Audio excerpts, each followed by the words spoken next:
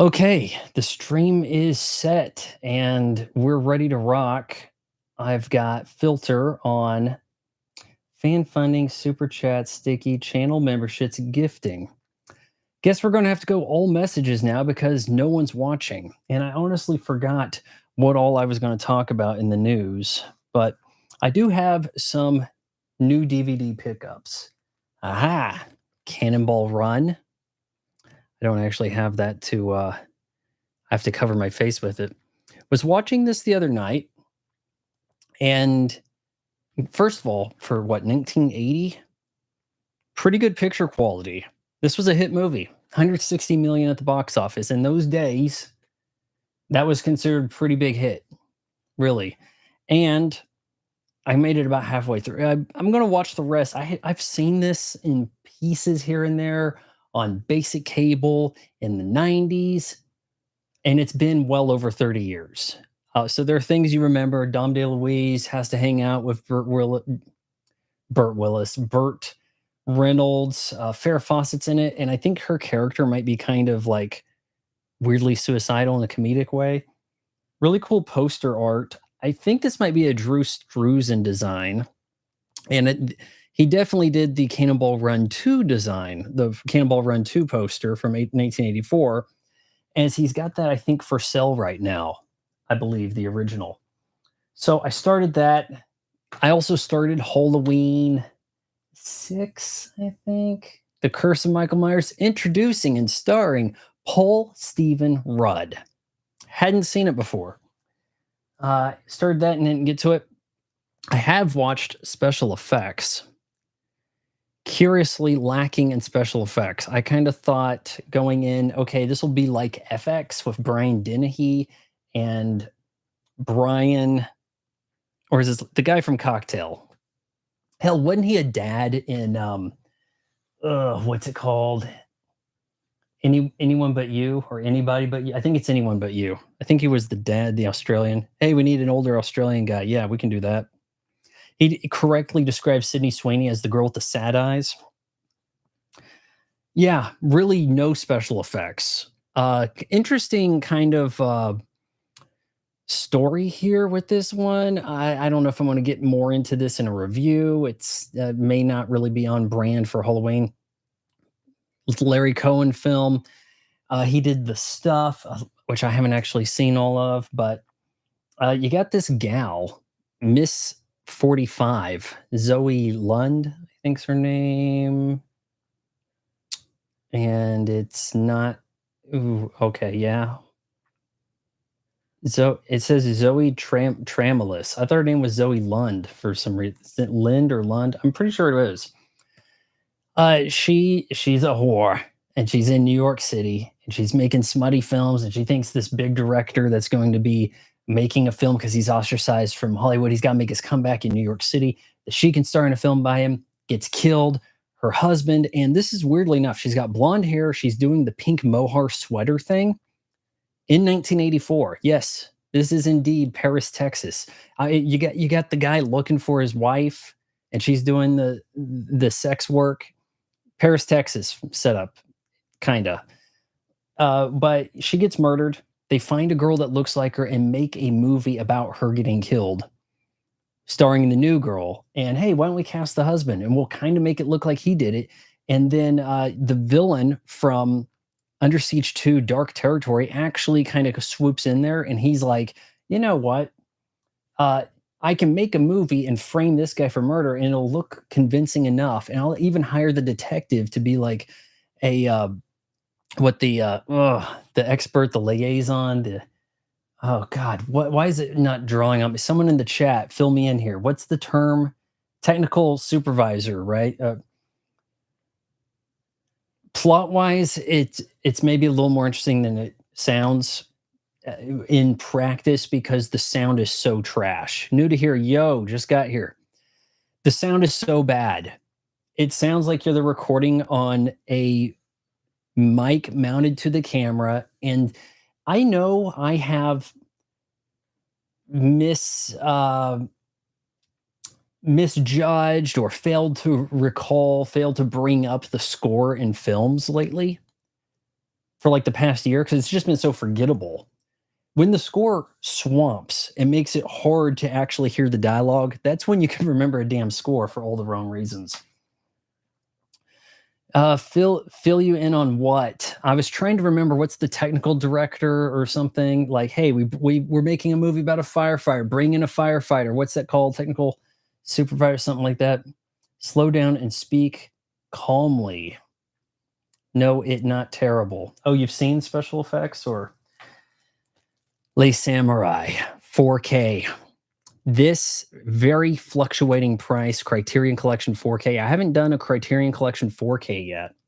Haven't seen this. I hear it is like inspiration for Drive or a lot of the heroic bloodshed type films. So I am curious about that. I will watch this probably after October because I have got a lot of Halloween-esque things to review and videos to make and all the stuff. Yeah. You're referring to the audio when the audio's not terrible. Okay, saying it was bad. Okay, cool. New to here, I think you guys figured out the cheat code. If nobody signs up for a membership, then I can't get membership only chat feed, and therefore you guys I just have to respond to everybody. Now check this out. Got this in today. 4 days before the street date.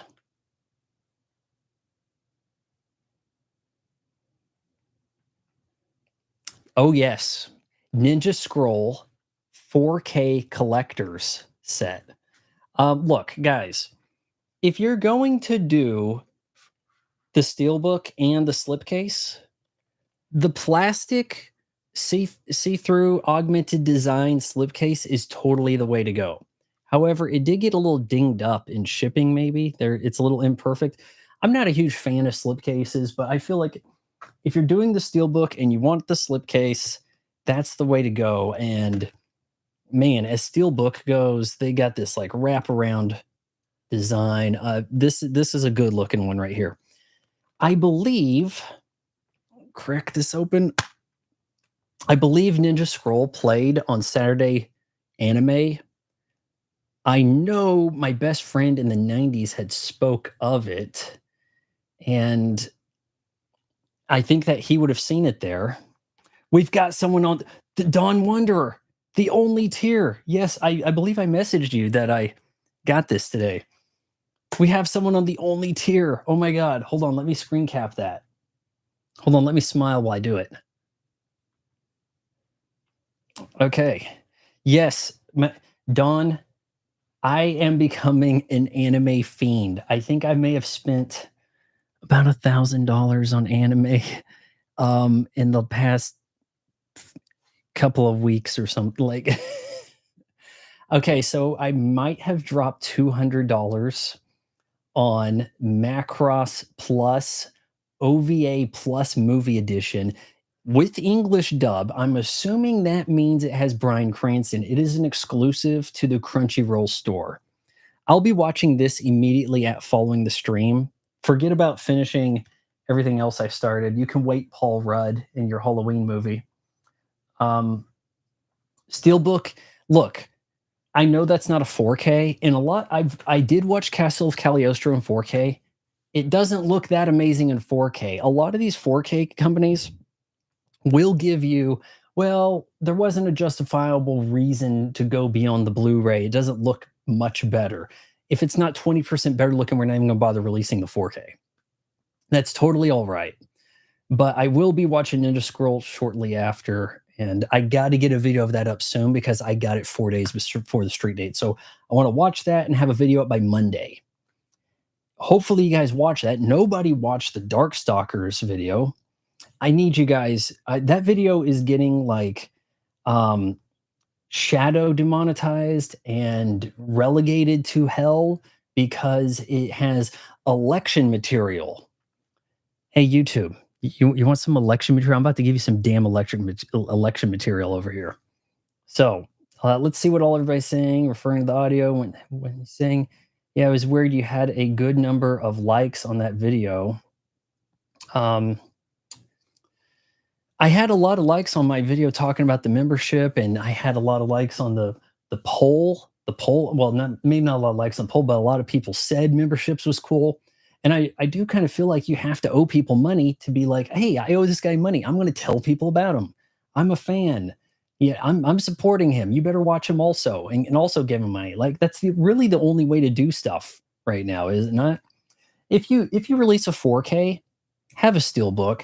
I have a damn over 20 Blu-ray 4K sitting over there. Beastmaster doesn't have a bad slipcover. It's a heavy paper embossed, but steelbook is better. Does anybody do an embossed steelbook? Because look, if you do the embossed steelbook, then you really can't do the slipcover. So, and okay, so I did get two Hayao Miyazaki films that are steelbook, but they're not slipcover. And Castle of Cagliostro is a Discotheque Media. It's 4K. The Princess Mononoke and Kiki's Delivery Service are Blu-ray, and I don't really think they're going to get 4K because with the animation, it's just kind of like unnecessary.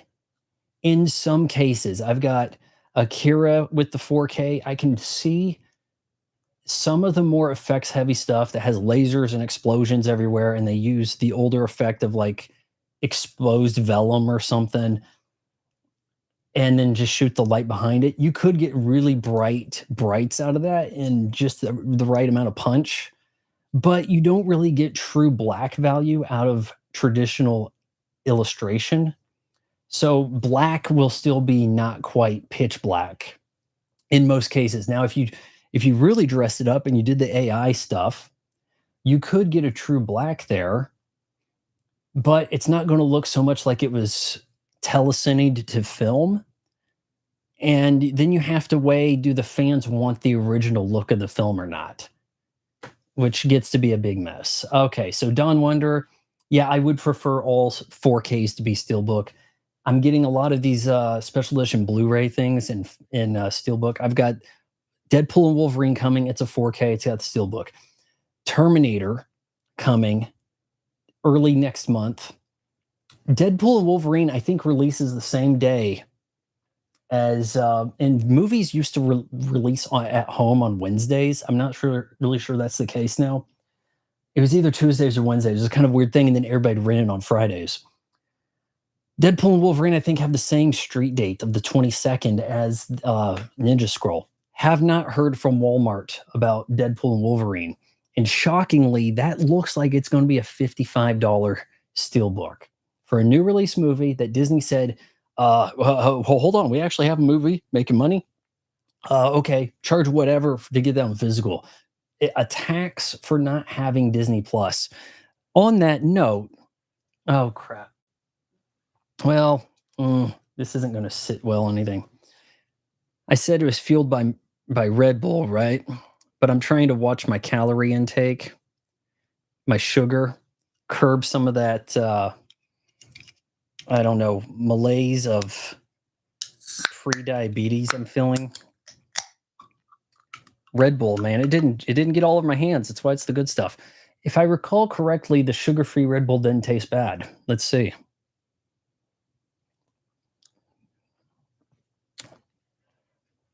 It'll do. You know, the weird thing is you can taste the lack of calories and stuff. Isn't that weird? Calories have a taste. I'm trying to think what's the best way to eek. I don't know. I don't know about that. Maybe I'll just kind of hold it on my knee. I've been there. Hope you picked up some oldies, and holy cow on the Macross release. Glad you. I am lucky because I was thinking, I thought I read that that was getting a release. And then I looked and it's like, whoa, pretty soon, like end of the month. Maybe I should pre-order this before, and I'm surprised they weren't sold out.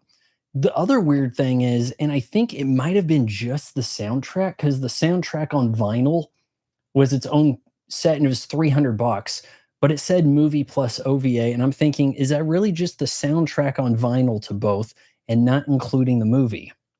So As we're selling a soundtrack separate, I'm assuming this is gonna have good music. My only experience with Macross is watching Super Dimension Force Macross, Do You Remember Love, uh, on highly compressed 720p YouTube stream about 2 years ago. That's my only experience with it. I am also weighing the possibility, guys, of doing a Kickstarter for a traditional anime series. Hear me out. There has to be enough people interested in a traditional anime series and somebody to have the vision to reel it in. I could pre-sell the series by selling the animation cells before they're made. Have that as $500 tier Kickstarter support. People would go in on that because if this turns out as good as anything I touch ends up, it will eventually become a cult classic. It'll already make money before it's made. You sell part of it, you sell the movie memorabilia before it's made, and you could go in the black instead of having to be in the red. I could then hire out Madhouse or Sunrise to do a traditional anime series. Like, I don't know, however many episodes it's going to take. I've got a concept in mind. It sounds very anime. And I just think that it is time for somebody to step up to the plate and say, hey, this is what we want. Forget everything looking like an episode of My Hero Academia, or when the Americans do it, it ends up looking like Velma, right?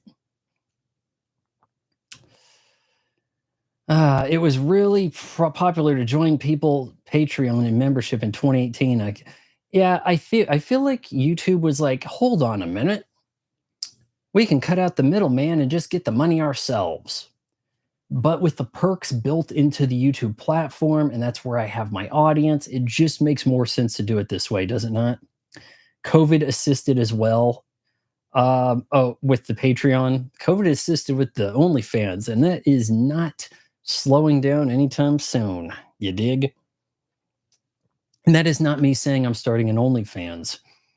I think Red Bull tastes like glass mixed with sugar. That's a good way to describe it. Maybe I should have not had face recognition on and instead did the thing where it like tracks my hand, the promotion mode. Hey, how's it going? Welcome, Don. Been a couple of weeks. Will Venom Last Dance make 600 million this weekend? This weekend? Am I missing something? Is this a hit? Is anybody talking about this? Hell no, not this weekend. Over the life of the film? Yeah, maybe. Because look, a superhero movie that makes $700 million now is a box office bomb, is the way they'll phrase that. Is it possible that Smile might have a pretty respectable opening weekend? Smile 2, that is. My mom was asking about Smile too. And I said, well, Smile stars Kevin Bacon's daughter, and you're not watching it. How was Do You Remember Love? It was a little weird. I wasn't too familiar with the concept. Now, am I wrong, or is the Super Dimension Force Macross, that's Robotech, right? I think I watched the first episode of it. It was an English dub. It may or may not have been the 1985 American cartoon type thing, but it's like a giant spaceship crash landed on Earth, largely intact. People rebuilt it, built like a whole civilization around getting the technology off of this thing. Kind of feel like that's almost the premise of the Independence Day 2 that I didn't watch.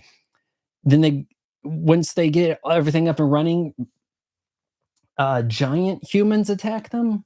And I guess they eventually got the thing into space and they're doing battles.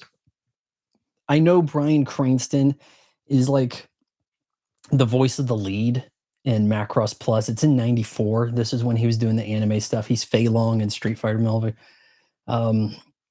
It was okay. I mean, there was actually some stuff that kind of inspired me for some t-shirts, but I could get in trouble. But I don't know. It it almost seemed like the plot wasn't the plot of the movie. Like, oh, okay, so this guy gets stuck with the pop singer, and are they gonna get rescued? Oh, okay, they get rescued 5 minutes later. Wow, I thought that was gonna be the plot of the movie, but okay. Would you rather Dawn says, "Would you rather be a famous comedian or a famous YouTuber?" Dawn, it does not say that you are a member of the only tier, so I do not believe I can answer that question. Do you have an email so I can set up interview with you? I have an email. What do you mean? Like a Skype chat? Actually had a guy slide into my DMs on Instagram. That is my preferred way to get for companies to approach me rather than find my dad's cell phone number and have him wake up at 4 a.m. But so he slid in my DMs at 4 a.m. saying, hey, so I'm with this tech company. We make reasonable price audio equipment. Can we send you some stuff to review, whatever? And I think it is really just like almost drop shipped AliExpress type stuff. But I'm gonna tell him, hey, I'm an Xbox gamer. It kind of limits my capabilities on some of the stuff. Otherwise, I've kind of got everything I need. So not really. By the way, I'd rather be the famous comedian because look, if you're famous, then you can become a famous YouTuber. Christian Ronaldo, hey, I just started a YouTube channel, got 1 million subs, didn't even upload anything. Cool. Same thing. If you're a define famous comedian, because right now, I guarantee you, Dak Prescott's making more money this year than every stand-up comedian in the United States combined. Combined. So if you're famous, you'd have to be more famous than the current crop who are actually not all that famous, right? So you'd be the most famous stand-up comedian, and then you could do whatever you want. Would you rather have 100,000 subs demonetized on YouTube or work on the writing team with James? Oh my God, give me! I'm not even going to read the rest of that. I told you I hate that bitch that they got playing Lois Lane. I have a video about it. We have a beef. We have a personal conflict. So Marvelous Mrs. Maisel, she is not.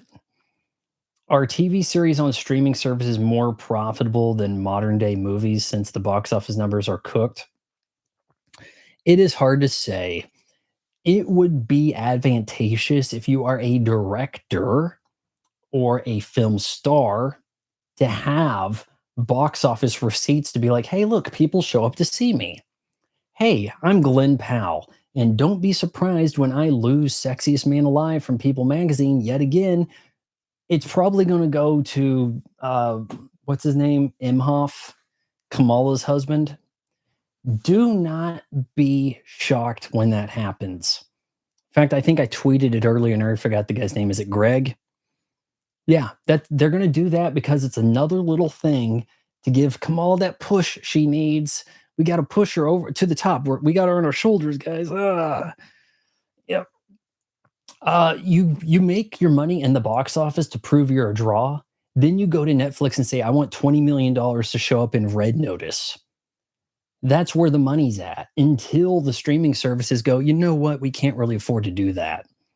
They're not paying who's perpetually in streaming stuff, streaming movies and series. That girl, Allison Brie, we have the same birthday. She's not getting paid dick because she's not a box office draw. So that much is true. But yes, the box office numbers are cooked. I heard Joker 2 kind of was mid at best. Thoughts? No thoughts on Joker 2. Thoughts on Terrifier 3. The top movie in the past weekend is a film with a $2.5 million combined production and marketing budget. In 2024, we are in bizarro world. We're thinking, hey, we can't make mid films. We have the AAA box office, big tentpole, and then we have true indie, pretty much. Blumhouse A24 is about the closest we have to a mid-major type of film. And here we are with the true indie, the guys that didn't sell art likeness out to a big studio. Yeah, okay, fine. We want to keep the rights, all this stuff. Now they're making the cash. Now they're doing the Mel Gibson, much to a smaller degree, the Mel Gibson I was about to say Temple of Jesus, but what's it called? Passion of the Christ. They're kind of doing that thing, aren't they? Kind of are. Oh, get the thumbs up going, guys. I don't know if that means more people show up if you thumb it. Thumb me, guys. like, yeah, so Terrifier 3, hated the first one, have no inclination to watch 2 or 3 for that matter. I think it is, and the guys who are behind it really know that it's all about Art the Clown. If you make an iconic enough looking killer design, designed for a killer primarily, you can make a cult classic on that alone, apparently. You can make an incompetent, rather boring, nonsensical film, but if the killer looks cool and people might dress up as him, voila, there's money in it. And people will still go to a movie theater to be scared. You don't really get the same effect at the house, no matter how good your surround sound stereo headphones are. Doesn't even matter. You don't really quite get scared. But I will say this, a great movie on first viewing is great on your phone, probably. If you're that enamored with it and you're doing the sin of watching it for the first time on your phone, you'll still feel like you saw a good movie. I don't know if I've been destroyed by ADHD at this point and attention span deficit to say otherwise at the moment, but yeah, that's what I know about that. Would you rather live in the 1800s Americas with 500,000 or a billionaire in America? I'd go with billionaire in America now. It's just no roughing it. Though you could turn that 500K into a lot of something, or you could have a posse of bandits come up your ass. So why don't companies have a more flexible work schedule, like 3 12s, 4 10s? Why on 9 to 5? I'll tell you what sucks ass is, let's open a bank and only be open when everybody's at work. So the people that make the money come to the bank win. Am I wrong? Is that not stupid? So now you have guys, that's how Elon Musk makes his first money right there. PayPal. It's just so much easier to just operate an online bank in that regard, is it not? Um, I almost feel like PayPal should change its name to Vimeo. I don't think people realize that's the same thing. In fact, isn't there a PayPal me? And it's like, I think I have something set up, paypal.me/Von Fry if someone wants to give me money. But then Vimeo is like the same thing. And it's really all PayPal, but people seem to like Vimeo. So, but then wasn't there controversy with Vimeo? I think there was a controversy. I think they had a controversy, and people are like, hold on a minute. I signed my life away if I can transfer $10. Like, why don't you become a full-time comedian? I'm from Kansas, and there's not a lot of connections. Prime Scarlett Johansson or prime Jodie Foster. I've seen Maverick. Would you rather be a Sith or Spartan? Oh, geez. No, this is compelling. Well, the Sith, there can be only two. It's kind of like duality of Highlander. Hard to grow your ranks when two there only are. But the Spartans, unless you're Master Chief, you're kind of effed in the A. So I mean, you're not gonna. Well, hold on. The Sith actually, some of them can get to be pretty damn old. It seems. Let's go with the Sith. New to here. Don, why do you want to interview when you are in the chat and can ask anything? You could, yeah, honestly. I'm Ian. I'm in the conversation style isn't identical, but that, yeah, I mean, come on, man. Mean, not Ian. I know what you mean, right? Okay, bring back Christina Breza. I keep wanting to say Breza, but I'm getting it wrong. I think she might have had her hands full with a hurricane in Florida, so I don't know. I love Allison Brie. Oh, Allison. Is it Allison Brie? Last name is Brie. I've soured on her. I liked her in the 5-Year Engagement, underappreciated rom-com of sorts, but, she was tolerable enough in the first season of Glow. I didn't watch enough Community, but I'll tell you this, I feel like Gillian Jacobs, man, I actually had a chance with her, and I screwed that up. So, okay, so the list of girls I had a chance with and screwed it up, you're gonna like this. Gillian Jacobs, Lois Lane, the new Lois Lane, Sydney Sweeney. Two of those almost made it to my film festival, but didn't. Even though Gillian, and this was my first year on the film festival scene, so this was in 2008. I would have been in pretty damn good shape. Just got out of prison. I mean, graduated college, and I was chiseled.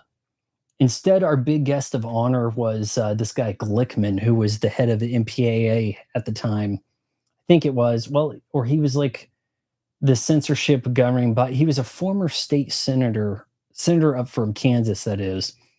And he was just such a dullard, like just such a, I'm a politician. Here I go. Okay, hey, I'm here. Shake hands, whatever.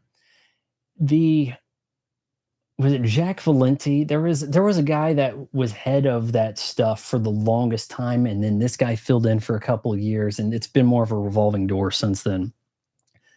But Gillian Jacobs, before Community premiered, she had a short, well, no, a feature film, an indie feature, where it was like her. It was a slow burn drama thing, kind of anticlimactic. This was at a time when the action was so expensive in a indie feature that what you would do is to have a car crash, people would be driving at night, and then they go, cut to black. Whoa, watch out. Oh no, there was a car crash and somebody died that you didn't see. And like her stupid husband had a car crash late in the movie. Not that I'm spoiling much here. Have you thought about wiping out the content on your old channels and posting new content to see if any of them? No, it's not going to happen because those are demonetized. But because my Darkstalkers video crashed and burned hard, I I I was chatting with the YouTube partner support, and I think I could. There's a possibility of rebranding the channel if I can get them to migrate a former channel name into the place of the one I'm using now. With all the same benefits, I may not be able to change the URL, so it'd still be like youtube.com/vonjogvlog. We'll see about that. Otherwise, I could handle that on my own by just simply typing a new name, but not change the URL. If I could get the URL updated and go with that previous brand, my first original channel, of which I own the .com and can redirect, I think then I will be in the good graces of the algorithm, who may think that I run some kind of fitness channel and am failing to offer fitness tips. So that's what I will say about that right now. I actually just completed a month-long study with YouTube regarding AI, filling out a bunch of surveys. I was under the impression I was going to get a pretty considerable amount of money, and thus far I've gotten $15. And I was like, oh, I thought this was $15 per session. So we'll see if that comes in, to which it'll probably go to buying more anime. But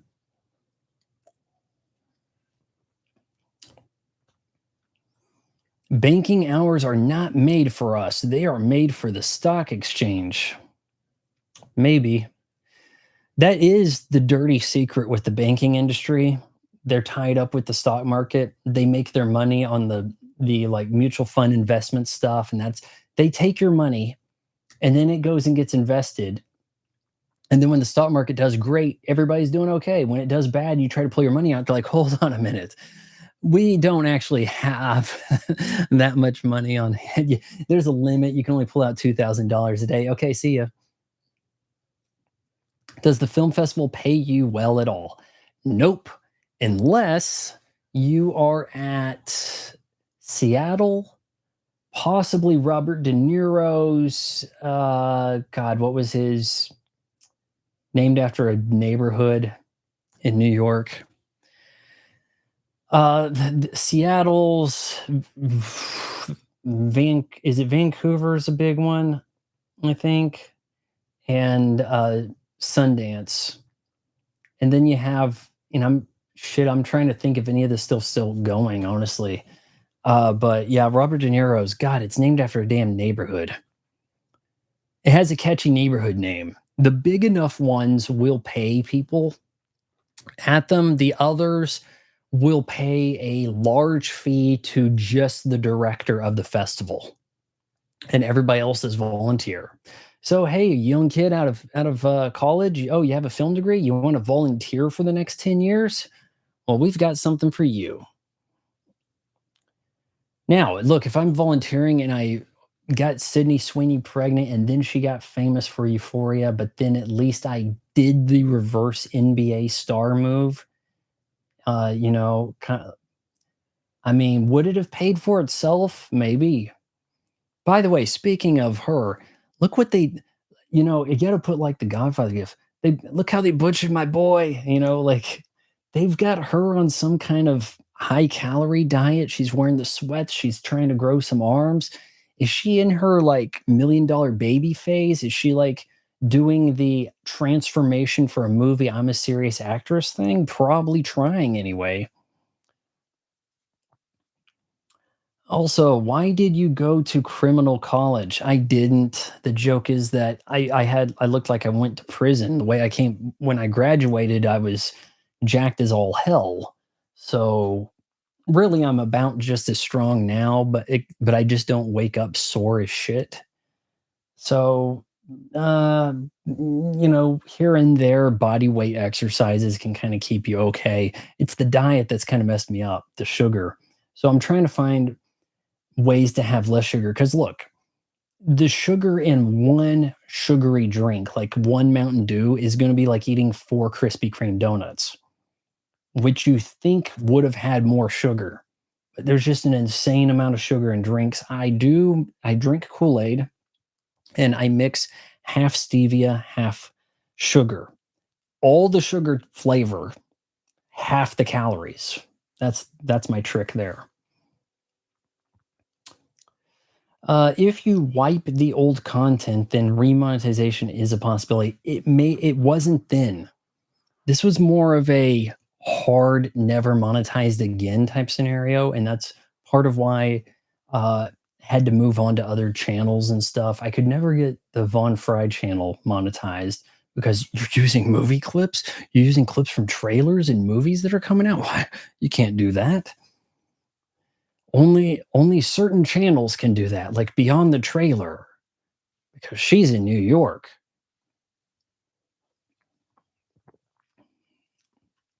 The rebrand pitch is a good idea. I'm going to have to ask YouTube support about that because if I can get the brand of the .com I own, at the very least I could rebrand to that. But and it's a cool last name and I've got a cool logo and it's simple. There is the possibility that I would like to be able to rebrand the channel name up top, in the URL. The Rothschild started fractional reserve banking. They were fracking, was it? That is a major component to the bank's wealth, keeping the decimal point of a penny across millions of accounts racks up. That is really the way it goes. They're like, oh, hey, the transactional fee. Yeah, we get a cut of the action in some way. Oh, yeah, you don't lose any money. It's safe to put your money in a bank. It's federally insured up to 120K or the number keeps moving. But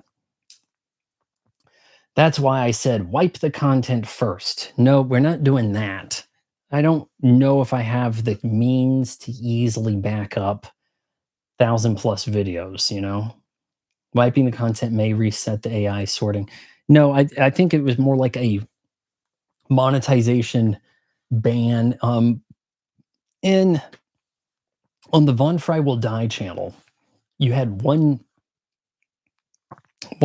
okay, you had multiple times you could try out for the partner program. You want to know what they did to me on Von Fry Will Die? They said, "You're in." A minute later, you're banned for life. That way, you by being accepted and automatically banned for life, you don't get to apply again. And that was a channel that was not doing bad in the time I had it. And I kept that going, never monetized. Um, but I mean, there was a certain format to it. I guess I could kind of do the same thing now. It'd probably be better now, but I don't know if I want to have to make that type of stuff all the time. But yeah, you kind of just come in, have a hot take, and exit. And that was kind of the video. But I think it was the channel name. They super didn't like that. And then once I'm out of the way, PewDiePie, well, you get to be the biggest thing ever. There you go. You're huge. Oh, it's a good thing we stopped anybody from being around that you might have looked like you were ripping off in the name category. So that's cool. Yep. Kronos, you're not a member. I think the members have a green uh, name, but it turns out that I don't really have a good way of making this members only. At the same time, let's see if I filter that. Yeah, welcome to the only tier, done. But it doesn't actually show all of his messages. So I think I actually have to have like 8 members in order to get it to members only.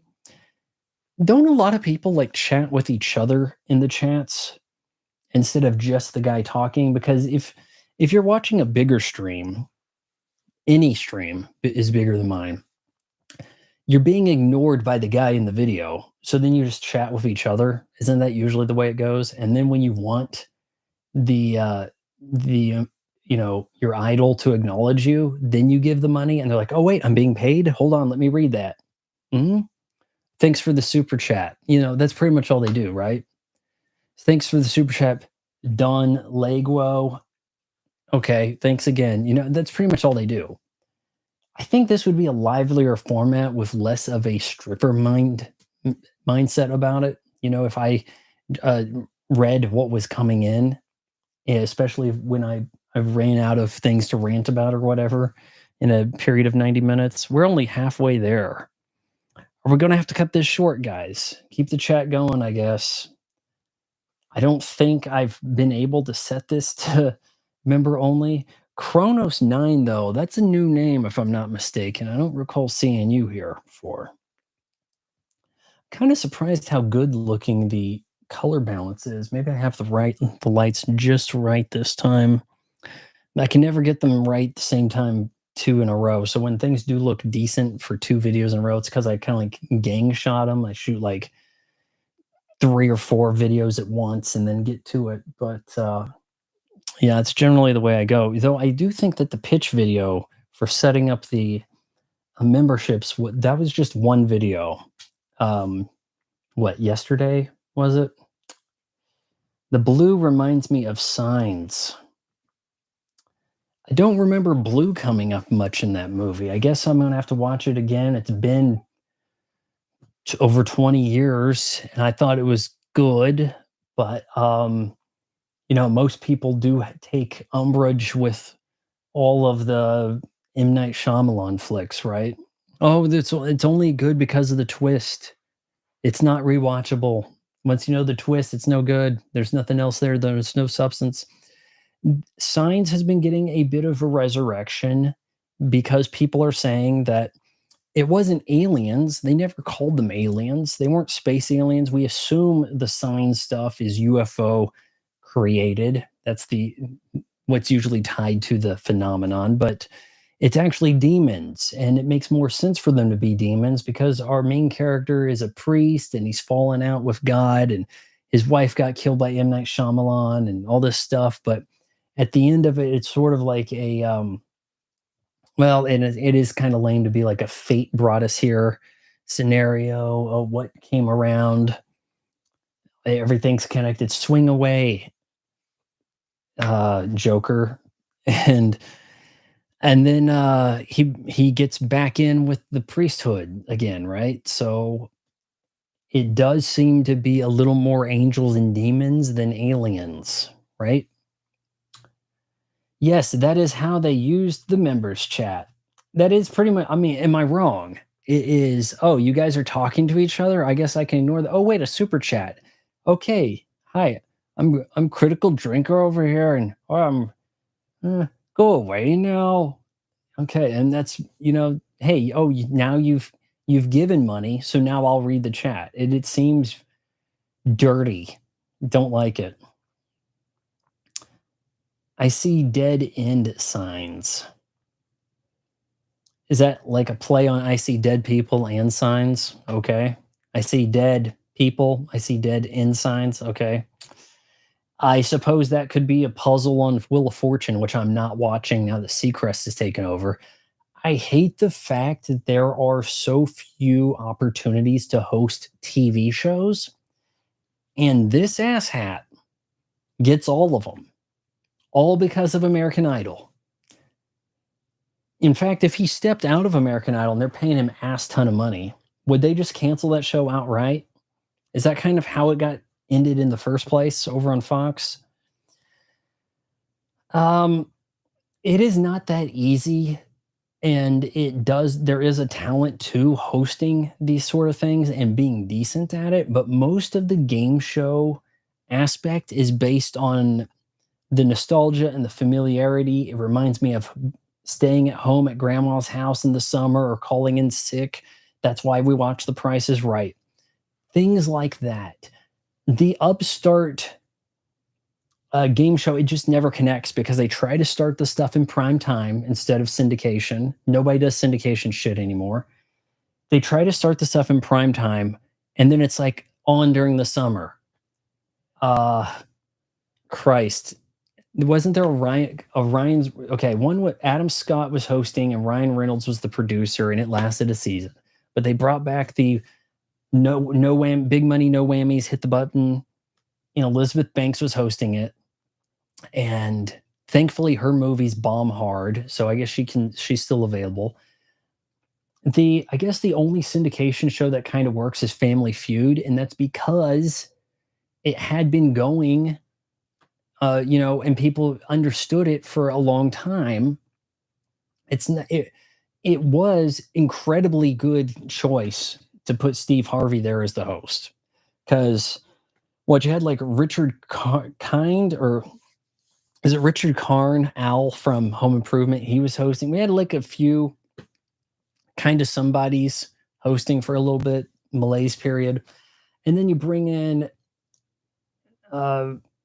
seemingly an oddball choice in Steve Harvey, and it works really, really well. And that helps, and it gets primetime slot too for celebrity reasons. But you don't start a new game show these days, even though if everybody won all the max prizes, it would be cheaper than making, the godforsaken Acolyte, right? And you get way more TV time out of it.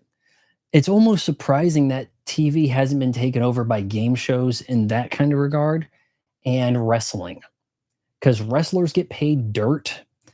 They do a lot of wrestling. The lines are generally lame as shit.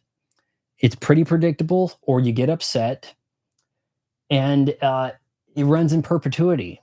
You just sub in new guys as girls get pregnant and guys break their legs. You just sub in and out people. The talent is super expendable, and I think that's part of why AEW actually got a big deal with Warner Brother Discovery. Warner Brother Discovery, Warner Brothers Discovery. I think they got a decent deal with them because they need programming. And if you run a cable channel, you have to put something on. And honestly, AEW is probably the cheapest thing you can have, other than movie reruns that people don't watch anymore because we all have streaming in our own personal libraries. Okay, hold on. Let me catch up with everybody. And in the movie, but in the title cards, I like the movie if they're aliens or not. So you're okay with signs if they're demons? I think it might actually work better if you think of them as demons. Though I did think when you first saw one, in like what was it, City. There was like, no, the alien interrupted a kid's birthday party and it walked by, and it was actually pretty scary. And people like used the GIF reaction shot of like Joaquin Phoenix freaking out. Oh my god, or something. I don't what something like that. Why does he say go away now? Because he's supposed to be. He's doing an in character thing, and in presenting all that stuff, he has an outro, and the outro is "Go away now," like how Sticks, Hex, and Hammer 666. That's about all. Peace. These guys, I don't know how you could really stick with that all the time. Would that not get boring?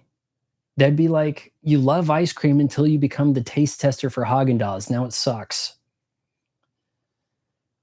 But hey, if you got people paying you hand over fist to acknowledge their existence on live stream, oh boy, yeah.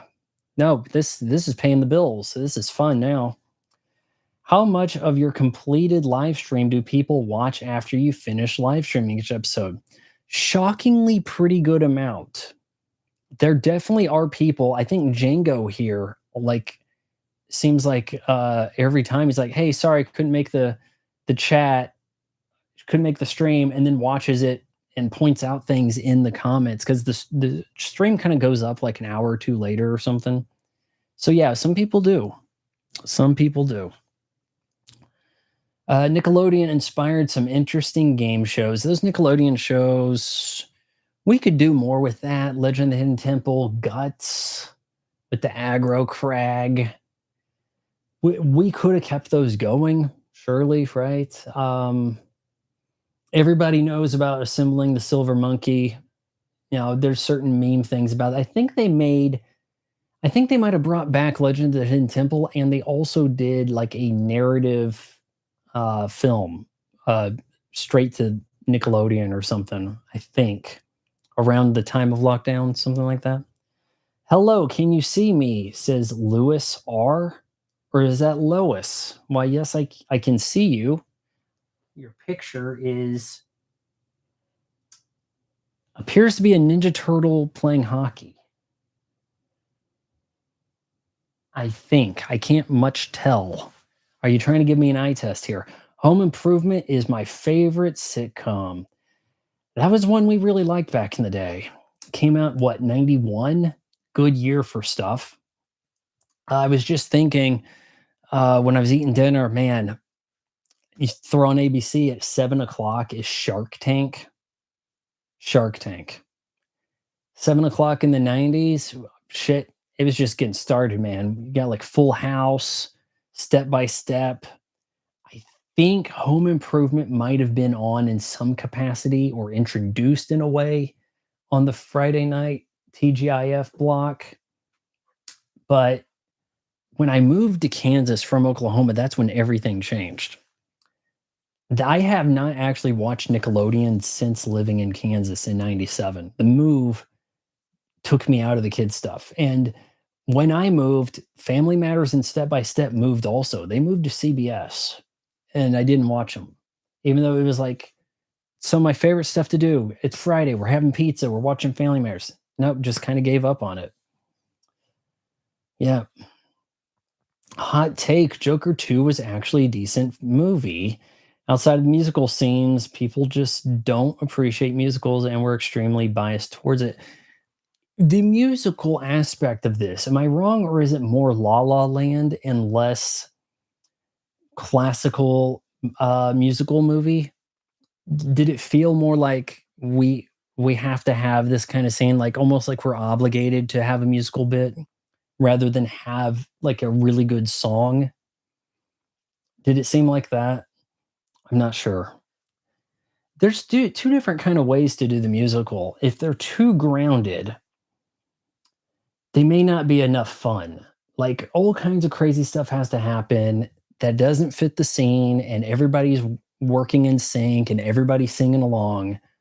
Or you go too grounded and you don't have the larger than life musical stuff, and instead some characters don't participate, and it's kind of like all in someone's head.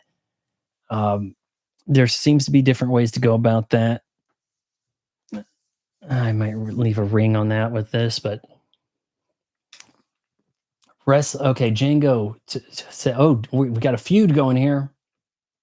Don says to Django Esco Ricky, "I enjoyed Nick Arcade, Double Dare, and the Hidden Temple." Double Dare, ah, yes. I don't recall Double Dare never being never not being family Double Dare. It seemed like it was always family Double Dare when I was watching. I think it became that shortly into starting.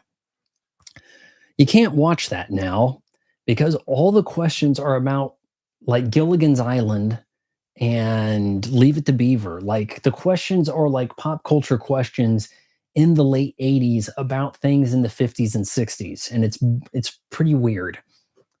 You know, so you can't really go back to that stuff. And I always wondered how it was that families were failing to complete the obstacle course and not get those minivans. And also, you had Dianetics ads in the show, and it was like, wow, this cool thing where there's like volcanoes, but now you want me to buy a book? I don't know. Sounds pretty action packed, but oh, I'll wait for the movie.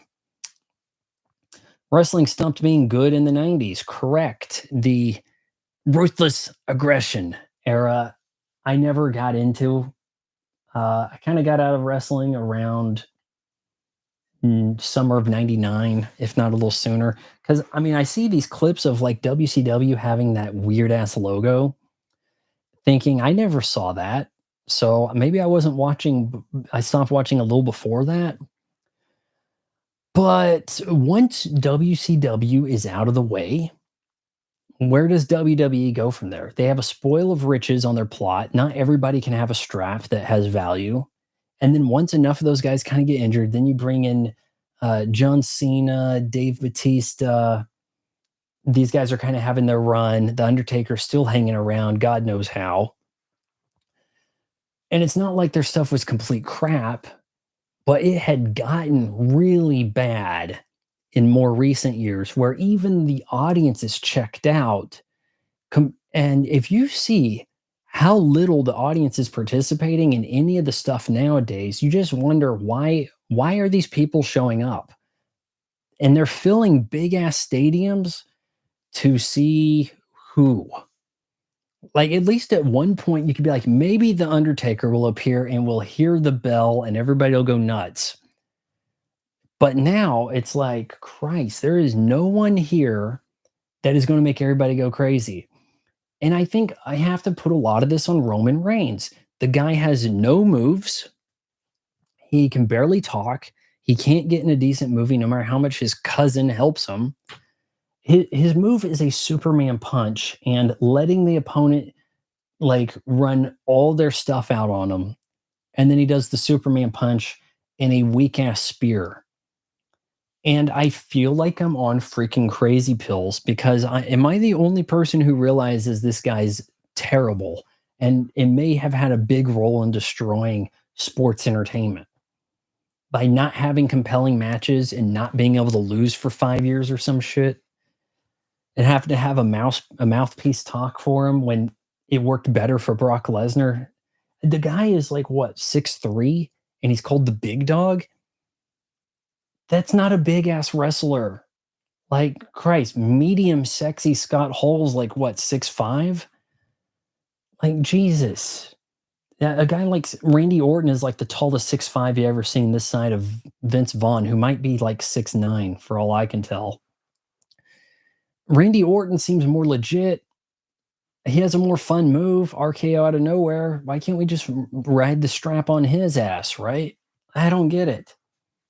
What kind of dirt do all the Islander family guys have on the executives to keep this going? I don't know. If you ever watched I did see some behind the scenes of Nick Arcade. It is kind of what you imagine. In Nick Arcade, that's the one where they actually had to go in the virtual reality at the end, right? They had to go in the game and do stuff, and it was kind of crazy in that way. Let me see how we're doing on time. Okay. I have a watch. I could probably keep better track of this, right? We stopped being good when the WWE stopped. No, we stopped being good. WWE started. If I'm not mistaken, Hulk Hogan was the first champion of the WWF and the last champion. Name changes happen just before and just after. But I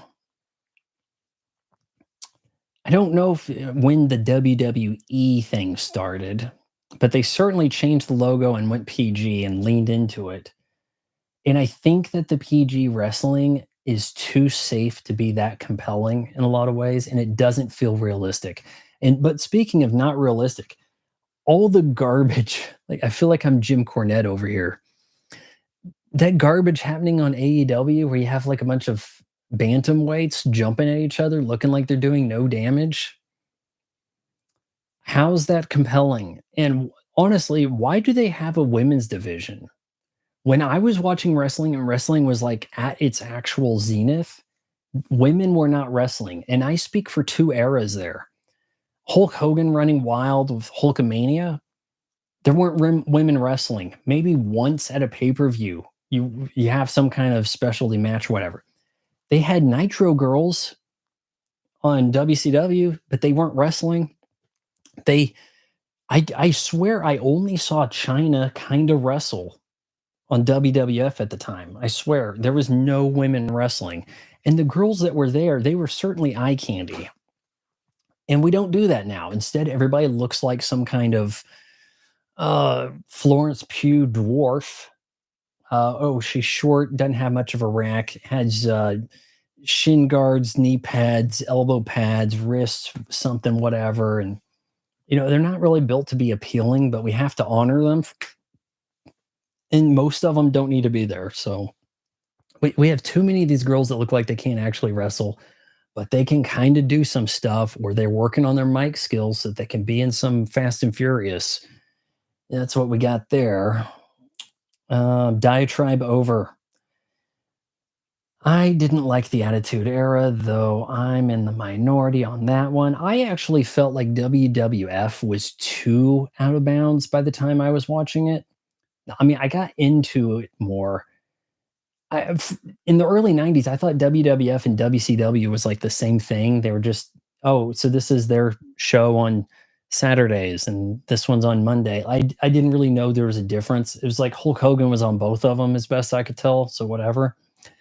But it was in 98. Everything was picking up with like Goldberg and the NWO, and that's what the kids in my area were watching, and they were talking about lunch, and it kind of got me turned on to it.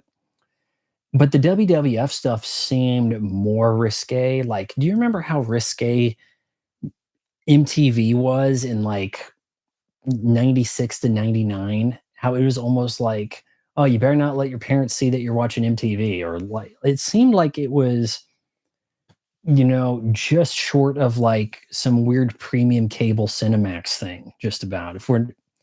It felt like that.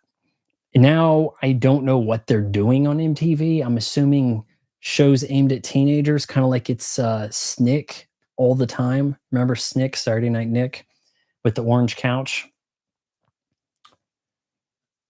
I think mainstream wrestling hasn't been as popular as it was in the 2000s. I heard UFC and WWE are more controlled for the big networks. I don't know what you mean by more controlled. Yeah, I like watching streams when I can too. I feel like I give enough quality when the stream isn't trash, and the mobile stuff interesting.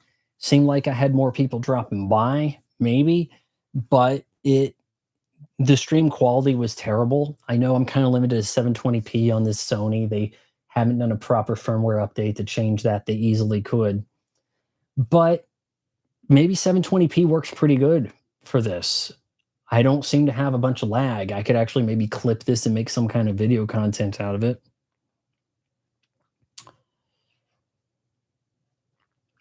New to here says, I tried to watch a match on TV in late 2000s. It was terrible. It can only be worse now because the guys wrestling now have no muscle.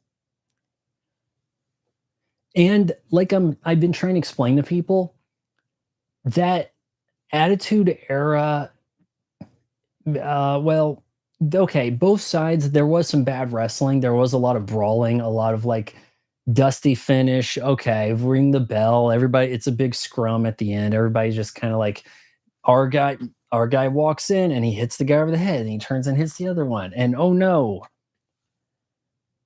everything got brawly. And you don't need everybody to be a brawler. I can kind of understand that working for Stone Cold, but almost nobody else. Because only Stone Cold can come in with the wimpy brawler moves, not do any actual grapples, not launch himself at anybody, but somehow make it look convincing and cool. And no one else could. Sorry, Rock, you're not that guy. They don't lift anybody now, and everything is a high spot. Let's jump from something onto somebody else. Oh, he's on the table. That's all they do. And it's like, how many high spots can you have in a match?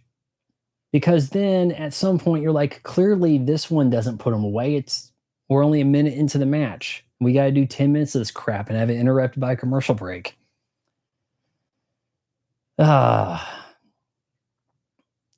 I was a wrestler, I would like win during the commercial break. It would be hilarious. No one would see it happen. I also think there should be a character like Ben Shapiro, like a guy who's kind of like Ben Shapiro. He would look more like Ben Shapiro, but he would be a little bit like Alex Jones, and he would just kind of interrupt the broadcast with a weird conspiracy thing. And then he would have to wrestle women to prove, what is a woman or some shit. And that would be a really compelling character. It would go over like the Firefly story house or whatever shit. And it would just be like a big send up of Ben Shapiro and Alex Jones. I think people would get into that. Okay, Kronos delete his message. I don't know what he said. Django, I know you've got the blue wrench there, but you're not a member. In Britain, they used to make game shows where people played Nintendo games. Yeah, they had some like more dire game shows. There's one where like kids had to navigate the green screen castle environment, and then when the guys fell to their death, the guy'd go, "Ooh, nasty," or something like that. Kids didn't die on Nick Arcade. Oh, you fell off the magic carpet. Like shit like that didn't go down, right? Home Improvement was wholesome. It was also a little edgy. There were the jokes that were for the audience of the parents.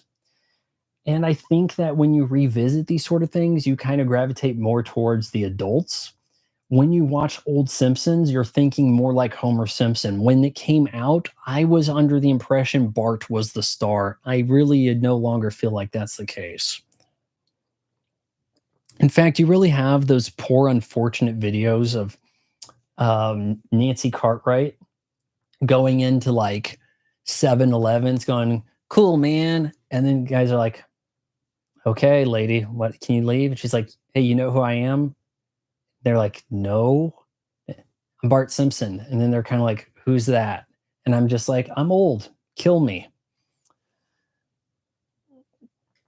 Oh, if I miss a stream, I watch it later as well. But you get like 100+ views after. So that's what I'm curious about. I feel like how am I getting like 8 views? How does this view count work? Because it's like I have less than 10 people here, but the stream will finish and it'll say like 45, but then I end up with 100+. And I really think that people want super long content that they don't have to watch, that they can listen to like a podcast.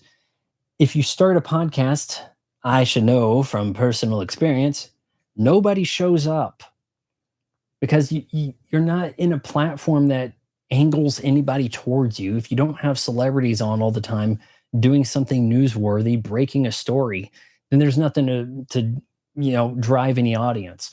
But if you kind of sort of have an audience here on YouTube, people are like, oh, hey, it's the new long ass video. I'll just put that on and do the dishes, and there we go.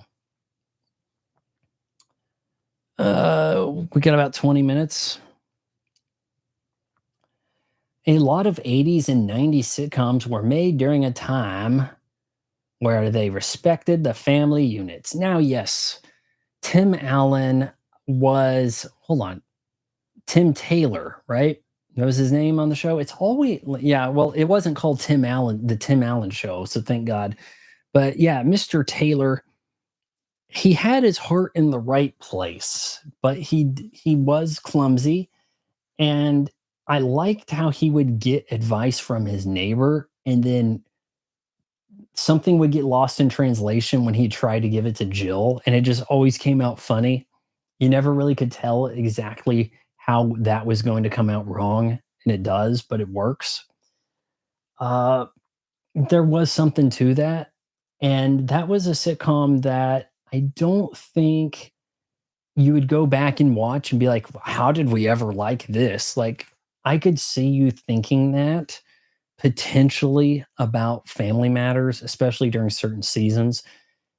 Probably most of Full House, which you mostly like because you thought you liked it as a kid, but you probably watched it because it was simply on and you grew up with the characters, and that's about it. But a lot of the sitcoms, not particularly strong. Seinfeld works, Fresh Prince of Bel-Air might, but that could hinge on Will Smith being a movie star. Could be a big part of why you're watching that. So, is there a musical that the average person likes? Yeah, probably the classic Disney stuff. People don't hate Beauty and the Beast, and we're talking classic like in the 90 cents or 89 with The Little Mermaid. The Disney Renaissance stuff people like. The Lion King is essentially a musical. There are parts in there where sometimes it gets into a surreal moment, especially when young Simba, I just can't wait to be a king, and the colors like it shifts into another realm, like a drug trip. That is a musical. By the way, under no possible you can't pay me enough to watch this Mufasa story, Kingdom Come, Scar's Revenge prequel, whatever. I'm not watching that shit. Speaking of musicals, was La La Land good or bad? It sucked ass. The music was bad. It felt long. It was like, when can this end? There's a story to this. It is just trope. Oh, hey, I want to be an actress, but for right now, I'm working in the coffee shop. Just cord around me and yeah, almost every single movie about Hollywood is garbage that are just like such a kiss ass. This is what the industry's like. Let's make a picture. Like all that shit. It doesn't work. I'm probably too jaded, but it's very much an Oscar bait thing. Let's make movies about the Holocaust. Let's make movies about the magic of film. We'll get an Oscar nomination either way. That's why you need like the ultimate Oscar bait would be like there's a concentration camp and the lesbians in the concentration camp are also filmmakers and they have to secretly they're secretly making a short film that's like super joyful, but they have to do it behind the back of the commandant. Good God, 20 Oscar nominations just right there. You could just call it like checklist because you'd just be like, okay, we got the DEI, we got the Holocaust, we got the magic of movies, getting them through the hard times.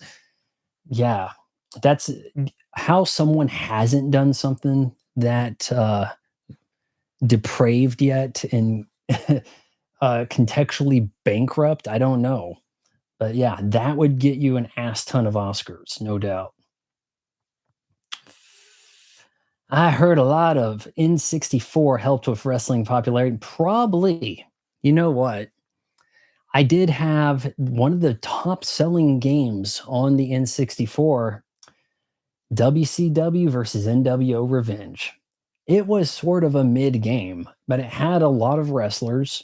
There felt like there was some semblance of skill to it, though largely you kind of just try to concuss the guy until you could tell when you like broke him with enough jackknife power bombs, but whatever, or jackhammers or something. You could tell when they weren't going to get up.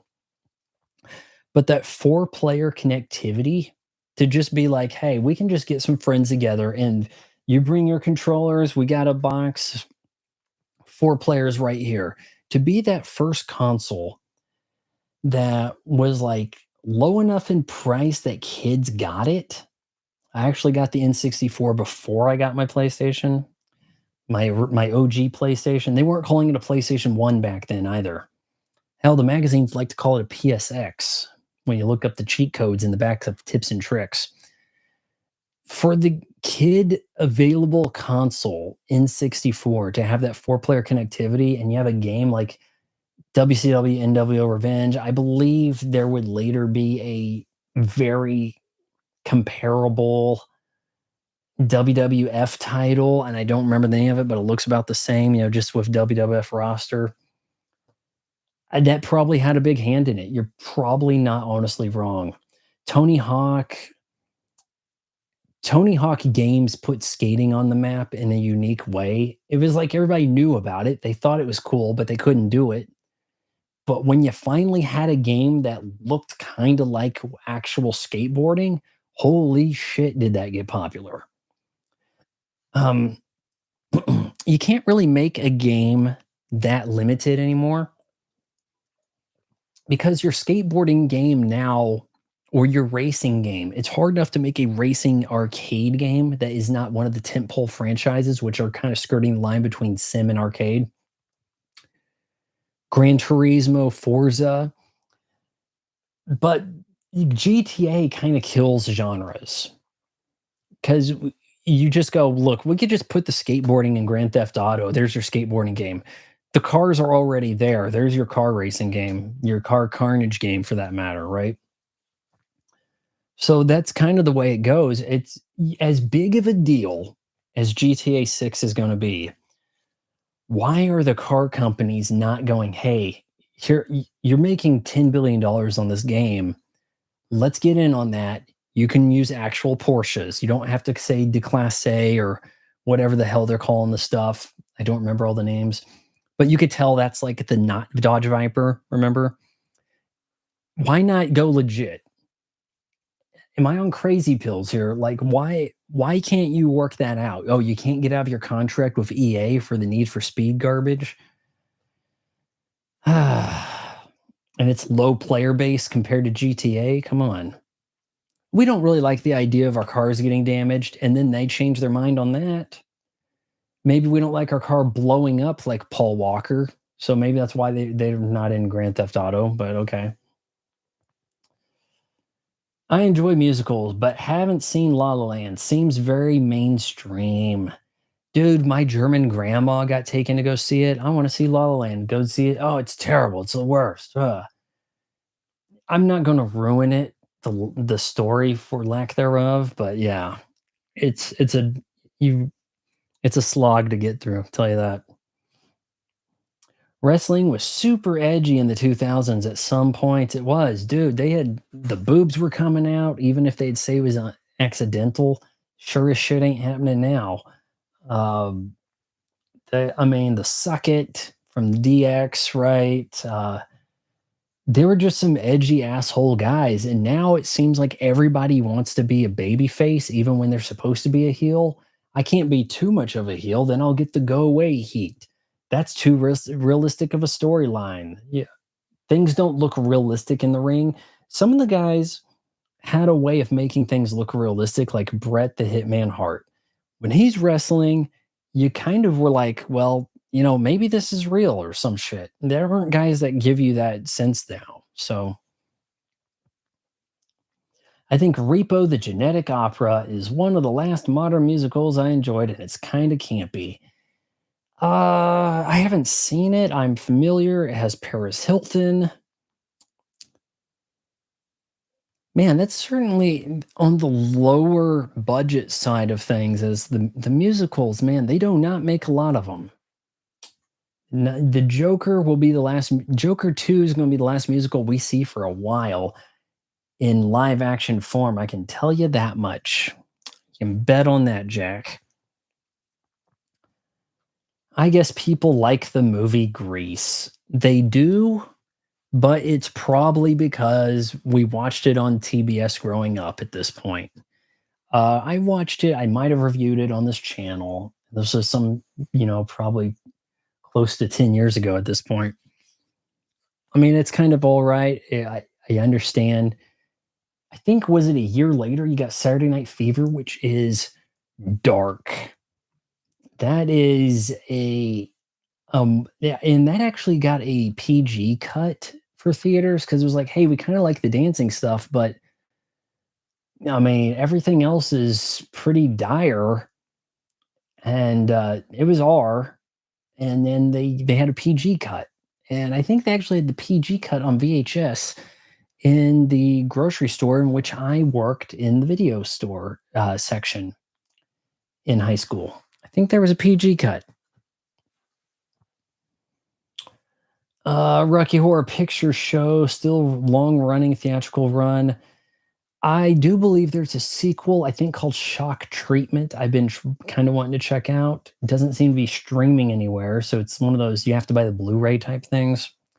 And I don't know if I want to commit to that, but that movie did not make the money. And I think it's supposed to be a sequel or spiritual sequel. But, without Tim, oh God, what's his name? You know what I'm talking about. The guy with the lips on the cover. It's a Tim, right? He's it. Darkness. Yeah, I don't believe he's in it though. So that it kind of had to bomb for that reason, right? Was John Cena a bad wrestler? I know people never felt he had a personality that wrestling stars had. I feel like he had the personality. That rapping thing to be able to diss track on people is pretty unique. He has moves. He can pick people up. I don't see what the problem is. So I wouldn't call him a bad wrestler, right? He's no Roman Reigns, let's put it that way. Roman Reigns can't do jack shit. He can't do the high spots. He can't pick people up. And he's the big dog. He's the guy everybody has to lose to. In reality, if you want WWE to seem kind of legit all of a sudden, the guys who should be at the top of the card, and I say this, kid you not, Logan Paul and Braun Breaker are the two guys who should be the generational feud for like undisputed championship. Screw the rest of them. And Braun Breaker should be going by a different damn name. That's some bullshit. Okay, if you have to do the Braun thing, why can't he be, oh, I don't know, Braun Steiner and actually acknowledge that he has a Hall of Fame dad and uncle? I don't seem to understand why that is the case. But his family line is legit. Logan Paul is such a uniquely asshat guy. He has like a larger than life actual persona that he's actually perfect for WWE, and he's got moves for days. He's actually kind of big, but he can do all the high spot shit like he's been training his whole life. Turns out when you're like a dumbass YouTube TikToker and your whole thing is jumping off buildings, you end up becoming a pretty damn good wrestler. Evidently that's the case. So these are the two guys who the company should put their back behind, and they don't because we have some kind of commitment to Cody Rhodes or some garbage. So they're not doing that. Nick Arcade was innovative. There were other arcade shows where one like at maybe it's called like Game Master or something, where it's more like a I'm trying to recall here. On Nick Arcade, did they actually play arcade games and then sometimes go into the 3D world? Because there were some where they either played arcade games, but I think they largely played NES games at an arcade cabinet, like a Play Choice 10. And for some reason, like Dirty Harry would come up, or it'd say like Arc Razor. I don't know, Act Razor, right? These are names I think that would come up, but maybe Act Razor, maybe that was like a Genesis. I don't know. That I'm pretty sure they played NES games on one of these things. And there was also some where you had to like there was different shit. There was one where you actually had like a massive shopping spree type thing, and the big prize was like a Neo Geo. I think that was a different show. Yeah, WWE seems watered down. How come I'm not running WWE, man? I've got this awesome heel character idea. I'm telling you who the generational talent is. I'm getting rid of the women. Christ. Honestly, though, that Nick Khan has worked some really good deals for them. He's probably responsible for them getting on with Netflix. Uh, all the big contract stuff's probably swinging that way. The merchandise they weren't making money on, but then you kind of pimp that out to fanatics and say, hey, we've got the characters, you sell the merch, we get a slice. At least now we don't have to pay to get it made. That was a brilliant idea, also. So, I mean, it's not like they do everything stupid, but this, like, one of their problems is like none of the storylines matter unless it's WrestleMania. So it's kind of like, well, titles of importance don't change unless it's WrestleMania. So why should we care the rest of the year, right? It's too damn predictable. Okay, what do we got here? When it comes to wrestling, it is the most popular sport in the USA, and John Cena, Brock Lesnar are the best of the cough greats. Eh, sports entertainment, right? The most electrifying move in sports entertainment is an elbow. I could be wrong. It's the feminist movement. Oh, yeah. Hey, didn't they have an all women's pay per view and then not do that again? Don't they go to Saudi Arabia and then the girls have to dress like, I don't know, in blankets? Why bother having the women there? Oh, so you can make history. The first woman of color to do a backflip while in a pajama in Saudi Arabia. Okay, sure. I remember girls and boys were fans of wrestling. I knew of girls that were fans of wrestling so that they could talk to the guys. But the thing is, the guys that were in wrestling were not the ones the girls that were into the WWE, WCW, all that. Those were not the guys the girls wanted to talk to. So I'm not really sure how that worked out, but some people say that was the case. All right. It looks like we're going to be winding shit down here, guys. I got some ninja scrolling to do. Feminist movement in WWE. What is the appeal of that Rhea Ripley, I think you mean, or whatever her name is? Yeah, I don't see the appeal. Oh, it's so stupid because the basement marks are like, she had to look like that because WWE already had a blonde. You've got a dozen blondes, and Charlotte Flair existing doesn't mean you can't have her also. Shit, she looks nothing like Charlotte Flair. You're not going to get them mixed up. So she didn't have to go goth mama. And instead, that's what they've done with her. She looks atrocious. You're not allowed to say that. Instead, you have to check out the cheeks or some shit. She looks intimidating, kind of like in a China way, but maybe a little more doable. Weird crooked nose, kind of a turnoff. All the piercings and shit, not digging. But she has some ring talent, and evidently they like her storylines and mic skills or something of that regard. She managed to, I think, drop the F bomb one is not allowed to say. But because she was in Australia, you kind of can't cancel her because it's like I was outside your guys' rules in a Twitch stream with that. And so she has managed to survive. Lewis R, do you mean the Me Too movement? Ah, yes, the feminist movement. Let's not conflate the two. The Me Too movement might be actually worse. Is the Me Too movement more of the modern feminist movement? Like, is that the way we kind of have to look at that? Or are we post Me Too and now we're him also? Like, that's for the trans, maybe? Hell in a Cell. Oh my God. He killed. No, it's more of a by God. By God. Mankind's been torn in half. Whatever. I didn't actually care for the WWF announcers. Bell palsy face Jim Ross and the King Jerry Lawler. Yeah, hey, just kind of a weird squeaky voice out of him.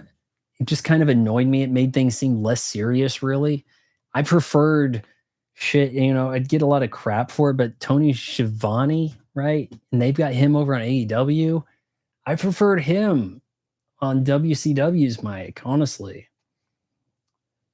I think China was the first female to be taken seriously, probably. She probably needed to come along to bring back women's wrestling instead of just the bra and panties match or the let's bring out the 70-year-old gals for the hell of it. She was probably necessary to bring it back. Probably may not really get her due for it. But I didn't watch the black and white era. The black and white wrestling era. There probably were some serious women, before, in the days of the territories, whatever, some shit, right? Yes, I do. New to here. Okay, yeah, you guys should talk to each other. I'll try to avoid reading the ones that start with the at, because I'll assume the ones that are not starting with the at are towards me or something. Oh, and you forgot the reason why people don't have as much muscle as before. It's because back then they were on roids. You mean the sauce. And now they aren't as much.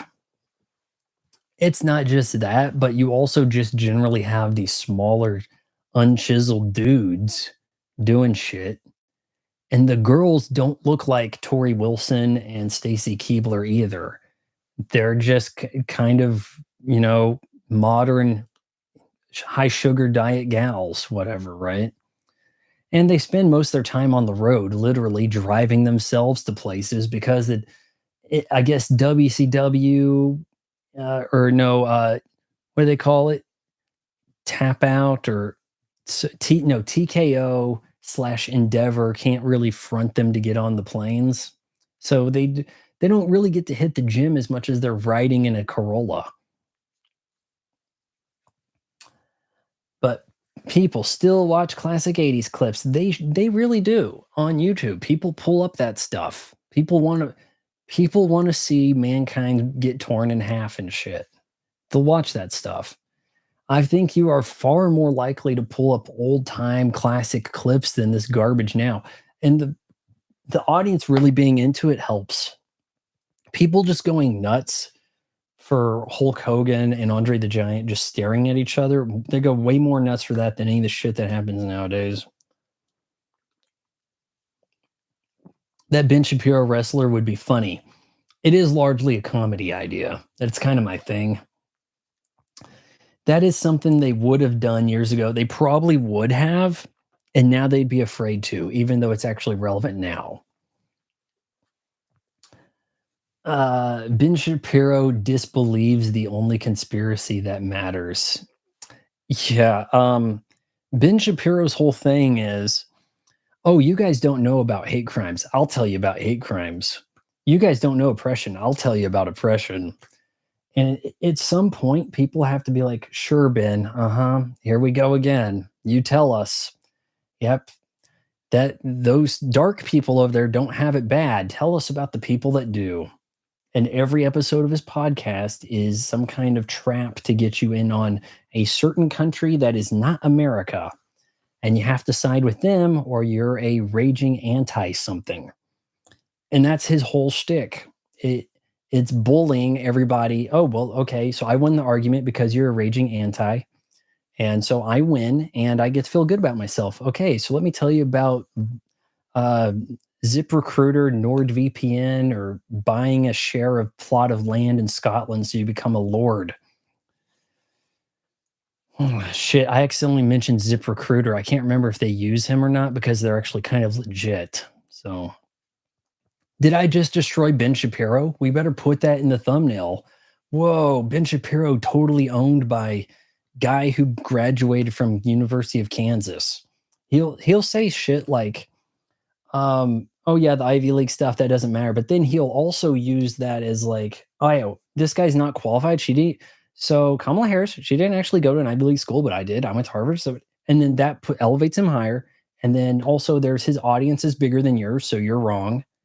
Like that's the way he wins all the arguments. And then he goes and argues with college kids because that's easy. They're not prepared. They don't have the fact sheet in front of them. They'll it's a bunch of trash, but it makes for a clickbaity uh, advertisement, and people click on it, and then they're like, "Wow, this guy's so smart. He owned those liberal kids. How come more people haven't woken up to this trash? Are you like afraid of being called an anti?" So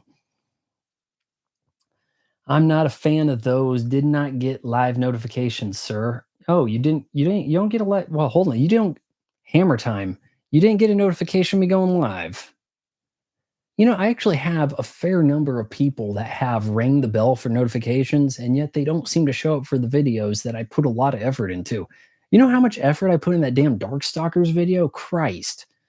And actually, if you pull up that Darkstalkers OVA on Amazon, I have the only video on the product page. And I actually had a talk with Amazon about that, and they don't approve every influencer video to go on the product page. And some of them, like my bed one with the rest, and I had my comedy mic and everything. I was sitting on my bed and I was holding the pillows and all that stuff. And um, they didn't put that on the product page for any of that stuff. And I'm like, come on now, this is a good video, guys. Give me some slack here. So I'm going to have to make those Amazon videos too much to pass up by Amazon. And then I will, if I get on the Amazon product page for everything I buy, all my gear and shit, then I can stay in the black on the channel. That'll definitely help a whole lot because people don't have to know about me, but they go to the thing they're interested in, then they see the video on it, and then they buy it, and I get a cut of the action. Not a big cut, but I'll tell you this, I've got enough cut of the action on Tempest weather control system, tanning bed, and a Bose like PA system to like keep the lights on. So the more the merrier, the more I can get going. I actually have a lot of graphic novels I got to get to. I got a lot of stuff I got to get to. I really need to punch more of the stuff out soon. I do need to punch out a video on my smoke. You know what? What if we close with the smoke? How does that sound? We'll close with the smoke. So, guys, quit. We're over an hour 30 in. I got to get to watching damn Ninja Scroll. All right, I gotta get to watching Ninja Scroll. So I need you guys to kind of just be like, all right, good night or whatever. Will you watch Talk Tua? Is it a watch or a listen? Is it a video format? I've actually looked at it, and there were a couple episodes. Is she doing like a weekly thing? I was actually curious enough. I may check that out. I think she has a certain charm to her. You think slasher films will make a comeback? Horror movies a bit pretentious? They kind of are. The horror movies have gotten too pretentious. They've gotten a little too conjury and Blumhouse crap. So the simplistic slasher, Terrifier 3 may bring on a new trend, like a new slasher trend. I'm not kidding you. Oh, hey, they can do that? Well, we can kind of do that too, sort of. I am looking at some lower rent horror stuff that might be on Tubi to kind of do videos on, time permitted in the remainder of the month. The people want all their schlocky horror shit in October, and there's just only so much stuff I can do. Stunning and Brave. That DEI film pitch is an instant Oscar idea. It totally is. Checklist.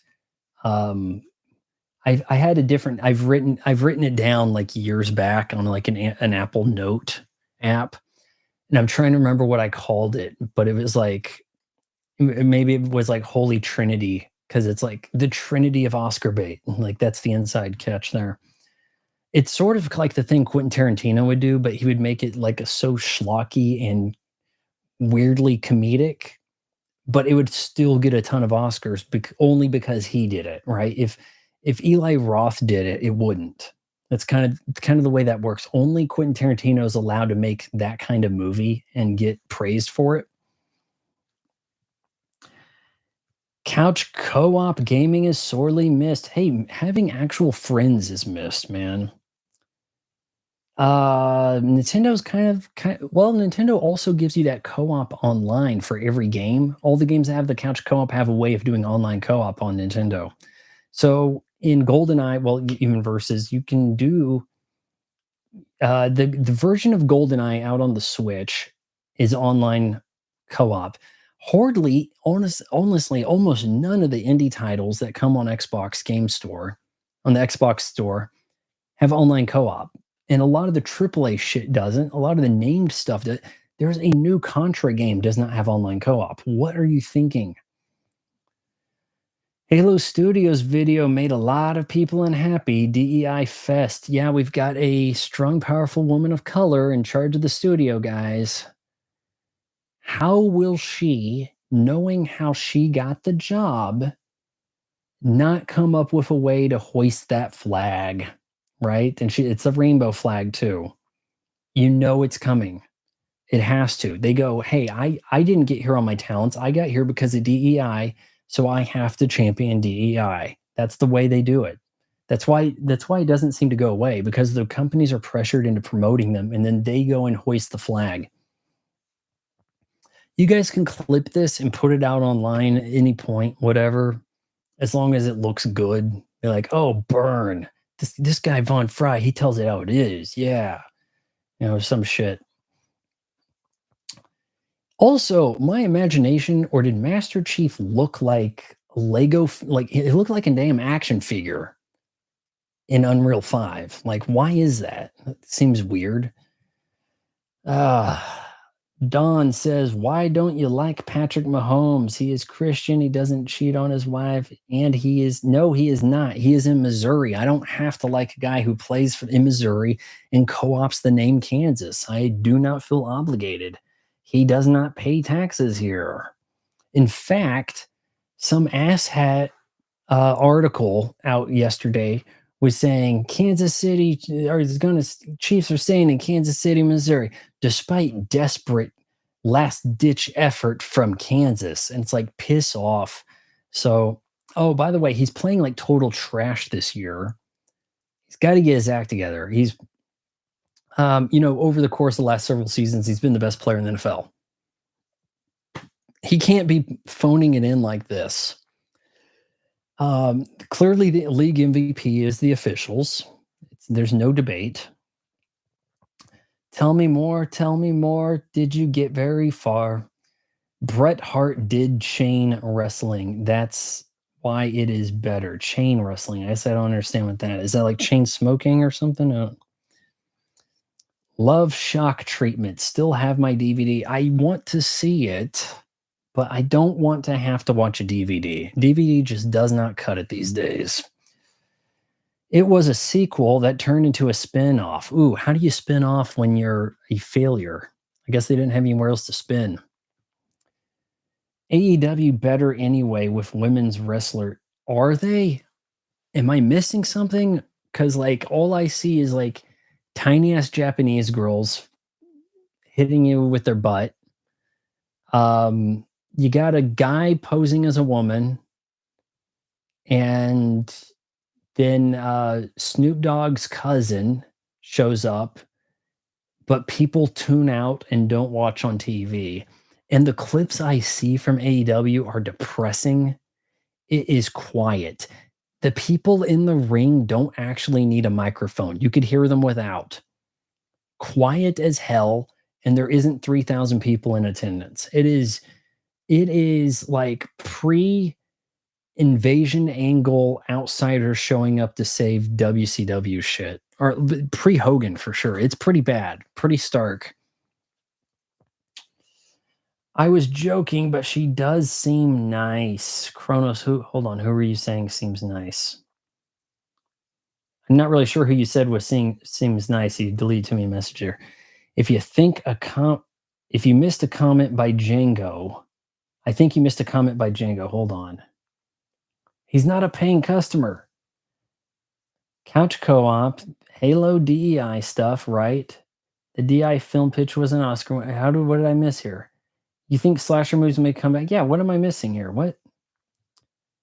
UFC fighters complained that Ronda Rousey hurt wrestling. She was a bad pick, and that is a possibility. She didn't care. She was horrific on the mic, and right now, mic skills seem to be, uh, at more of a premium than actual in-ring talent.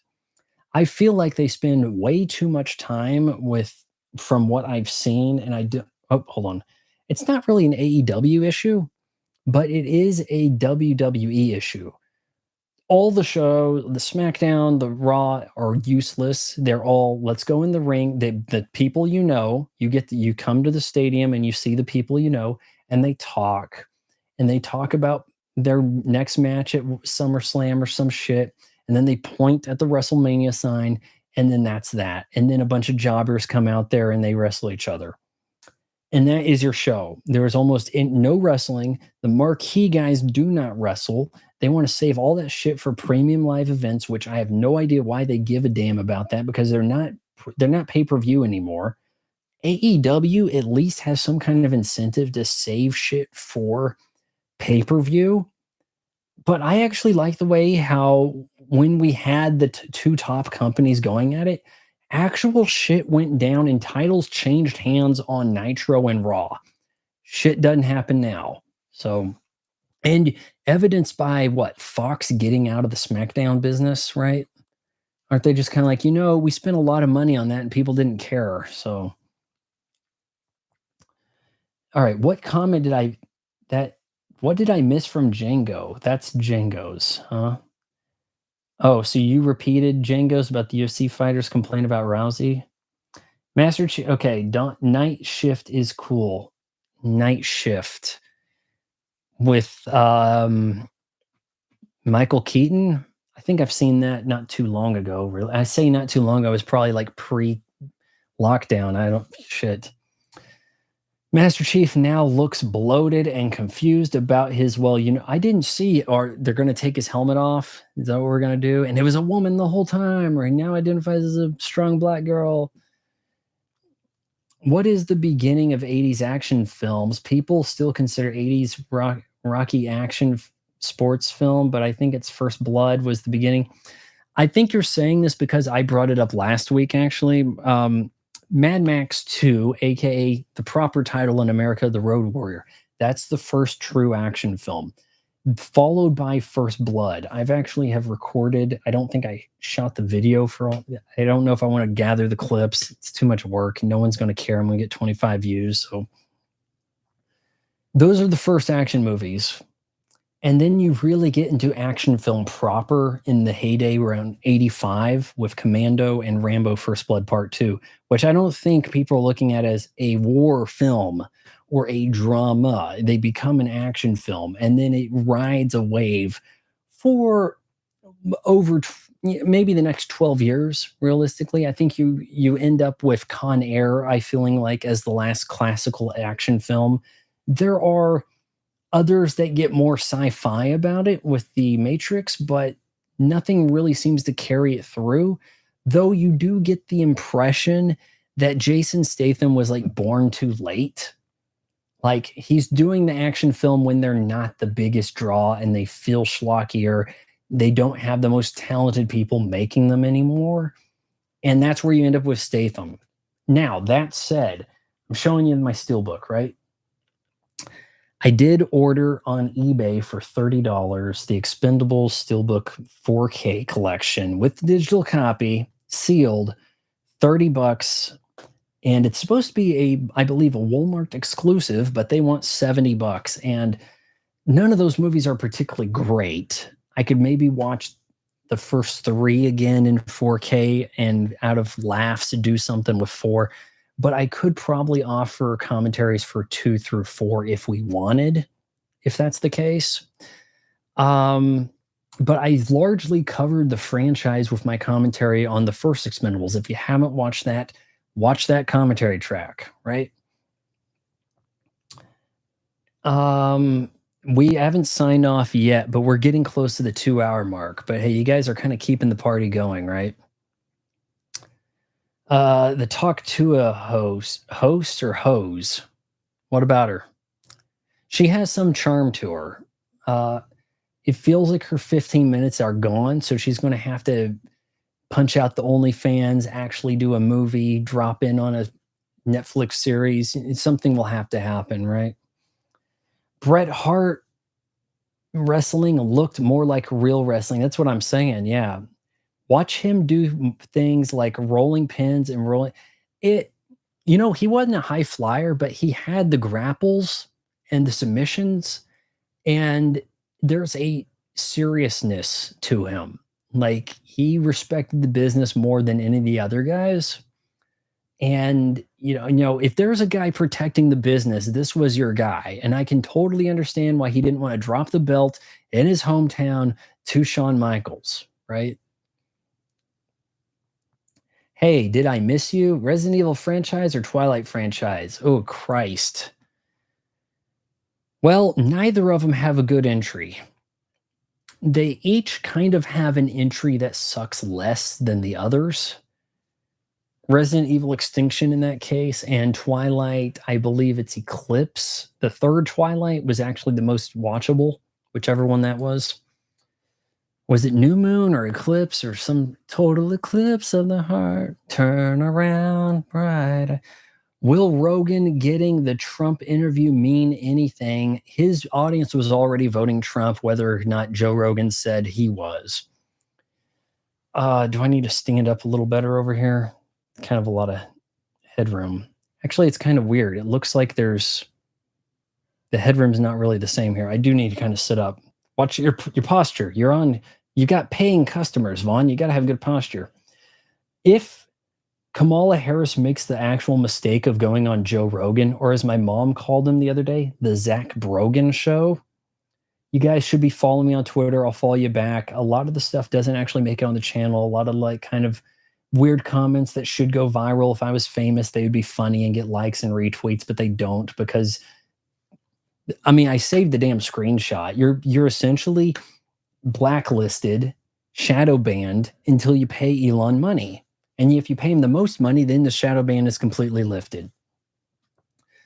But that costs you 160 bucks a year for let's save free speech by making people pay for it. What exactly is free, dumbass? Okay, if Kamala Harris goes on the Zach Brogan show, she will get destroyed so goddamn bad. Brett Baer is a mild mannered news guy. The only thing she can do to save face on Joe Rogan's show is find weed and light up, and her base will stand by because she got raked over the damn coals on Fox News. And still, her pundits are coming out. Well, she's so tough. She told him she tried to do the I'm speaking thing, and she stood up to a bully. It won't work with Joe Rogan. She will go there and get destroyed, or she can look like she's the fun alternative and smoke weed. That's honestly the best thing she could possibly do is get high with Joe Rogan. AOC or Prime Reese Witherspoon? Oh, geez. Well, AOC seems to have the rack, and I'm not really sure a Prime Reese Witherspoon exists. Seinfeld said woke people ruined comedy, but then backtracked this week. Oh, did he? Was a syndication deal up on Seinfeld airing after the local news and he had to say something? Why, that's weird. You think someone got to him? Yeah, I think some money may have gotten to him in some capacity. I don't know. Or maybe Porsche said, we can't give you the new latest 911 turbo model because you said something bad. Maybe that's what happened. Mila Jovovich or prime Scarlett Johansson? Well, Mila Jovovich, there's no rack. Prime Scarlett Johansson, the rack is really false advertising.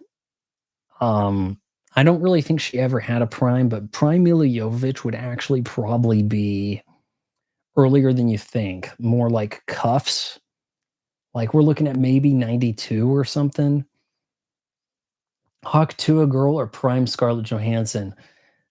Man, Either voice is grating. That's a tough one. Scarlett Johansson has money. I mean, God, I don't know. I don't really like that scenario. We're getting close to 2 hours, guys. Let me watch Ninja Scroll. Paranormal Activity movie series or Resident Evil movie. God, shit. I haven't seen any of the Paranormal Activity. I almost have to assume it's got to be better than Resident Evil. Like, how bad can a series be? Like, here's the problem. Is there a worse movie franchise than Resident Evil and Twilight? There really are the absolute worst. Who gets to that many episodes making complete garbage? Episodes, installments, entries, whatever. Do you think the next James Bond can do the series justice, or will it be woke? Jason Bourne, it will be so goddamn woke. Because people will die who are stopping it from being too woke, and then they'll sell the company, whatever, and in a way that once things fall in the hands of a company, then shit gets woke quick because people are playing with other folks' money and they're afraid to do something that gets boycotted or not not get the right DEI score. Shit will get damn woke. They'll probably go with a black guy because then they can say they make history. And it's so important to make history now, right? That's the only reason you're watching is to make history. Don't you want to make history? So, yeah, that probably will happen. Thoughts on Regular Show was the best Western animation show. I've never seen it. I've seen something. It looks like a blue jay that talks. I don't know. You like Ninja Scrolls? Rapey a bit. I could kind of tell because of the art. I don't know. This kind of looks to me like kind of some edgy shit over here. You can see that's not a glare from me. That's a glare they put in there to try to get that on the market. But yeah. I know that was an anime, a hand-drawn traditional anime I've been wanting to see for a while, and so thought I needed to pick that up. Because there was a bad DVD looking rip on Hulu years ago, and it wasn't in English. And I don't want to have to read subtitles during my action shit. Hey, that's the way I roll. Besides, it's not like anime is recorded live. So, you don't see the nuance in the performance. Well, it's drawn. Come on. So I'm totally okay with dubs for anime. In fact, I pretty much insist upon it. Have you seen Andy Pants? We're coming up 2 hours, guys. Come on, Andy Pants videos on the state of the gaming history. They are quite wild. No judgment if I like the rapey stuff. I don't know who Andy Pants is. I'm assuming he wears pants and his name is Andy. Maybe he has a pants sponsorship. I'm sure the algorithm has a hard time with that. Wow, you must have a channel where you have pants for sale. Didn't you say one of the Twilight films was tolerable? Yeah, but Resident Evil Extinction, given what it had to work with, I feel like is the tolerable Resident Evil. And I will say that the one following it, I believe it was Afterlife. Retribution comes next, I think. Afterlife had pretty good 3D effects in theaters. There was a lot of stupid shit, and that's unforgivable. But the 3D stuff, it used the Avatar cameras right after Avatar was done with them. So they had some of the better 3D when everybody was doing a post converted 3D, which, by the way, I think everybody except Avatar is doing post conversion 3D now, and they just don't even mention it because they know that if the word gets out, then you're less inclined to go see it. But if they don't bring it up, then, oh, hey, 3D. Okay, cool. Here's $30 for a ticket. Good night. Enjoy. Yeah, let's go ahead and wrap this up here. I'm going to get the smoke going, and then I'll lean over and hit the end stream key. And yep, this will look really smooth. So good night, you. I don't know. How should I wrap this up? Made it this far, wait until marriage. Counseling.